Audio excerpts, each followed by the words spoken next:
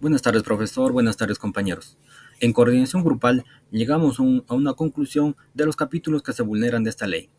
Bien, analizando la ley 29973, esta noticia nos revela dos casos de discriminación a personas con discapacidad reportados en Moquegua, en los ámbitos de educación y trabajo, dificultad de acceso físico a oficinas públicas, incumplimiento de la cuota laboral y rechazo escolar por parte de algunas instituciones.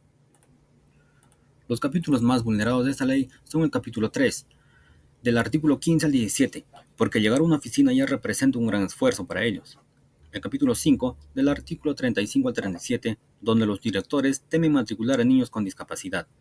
El capítulo 6, del artículo 45 al 53, donde la cuota laboral no se cumple en el sector privado. Nuestra propuesta para el cumplimiento de la ley en el tema de accesibilidad son auditorías semestrales en edificios e instituciones públicas con protocolos establecidos por CONADIS y municipalidades. Fondos para mejoras de infraestructura financiado por el presupuesto público ya contemplado por ley. Exclusivo para la eliminación de barreras físicas. En el tema de educación, la capacitación obligatoria anual a docentes y directores. Mecanismos rápidos de denuncia y fiscalización con seguimiento por la UGEL y CONADIS, asegurando que la matrícula sea efectiva y de pronta respuesta. En el tema del empleo, incentivos fiscales o deducciones tributarias para empresas que cumplan y superan las cuotas legales, tanto en empresas públicas como en privadas. Y una bolsa de empleo inclusiva liderada por el OMAPET y el MTPE. La Ley 2997.3 reconoce el derecho a una educación de calidad para las personas con discapacidad, garantizándolo bajo principios de equidad e inclusión. Esto nos indica que ninguna institución pública o privada puede impedir el ingreso a una persona bajo su condición de discapacidad. Sin embargo, la realidad dista mucho de lo que establece la ley. En un censo escolar realizado en el 2018 nos indica que el 88% de niños con discapacidad no asisten a una institución educativa en el Perú. La Defensoría del Pueblo indica que esto sucede porque muchas instituciones no cuentan con profesores capacitados, hay una escasez de vacantes para las personas con discapacidad y además de la ausencia de material adecuado para las personas en esta condición. Frente a esto, se propone en realidad varias soluciones. Entre ellas, fortalecer el proceso de certificación de capacidad a la persona para asegurar la inclusión obligatoria en colegios públicos y privados. También sugerimos capacitar a los profesores en una educación inclusiva, ampliar los equipos de apoyo y crear alianzas con instituciones públicas y privadas que permitan una mejoría en la infraestructura de las escuelas y además que puedan apoyar con recursos educativos para las personas con discapacidad.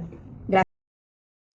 Continuando con la ley 29973, también pasó al capítulo 6 de trabajo y empleo en el artículo 49, donde se da la cuota de empleo, donde se dice que las entidades públicas están obligadas a contratar a personas con discapacidad en una proporción de inferior al 5% de la totalidad de su personal y los empleadores privados con más de 50 trabajadores en una proporción no inferior al 3%. Se da esto, pero donde mayormente se incumple, ¿no?, la ley. Y justamente vemos un artículo donde dice empresas que incumplan con cuota de empleo de personas con discapacidad pueden ser multadas con más de 129.000. ¿Qué quiere decir? Que la SUNAFIL señala que los trabajadores, en este caso con discapacidad, tienen derecho a tener este tipo de trabajo, por lo tanto, deben pasar por la misma selección justas, ¿no? Y para ello se dan unas soluciones: fiscalización de parte de la SUNAFIL, también programas de empleabilidad para crear programas de capacitación. En conclusión, el derecho al trabajo es esencial para la inclusión social. Promoverlo y protegerlo contribuye a una sociedad más justa, equitativa, donde el talento no se mide con una condición física y sensorial.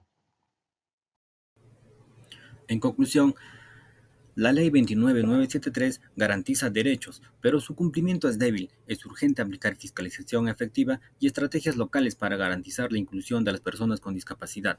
Sin mecanismos efectivos de cumplimiento, las cuotas laborales quedan en letra muerta. Se necesitan incentivos y articulación entre instituciones reales para dar oportunidades dignas.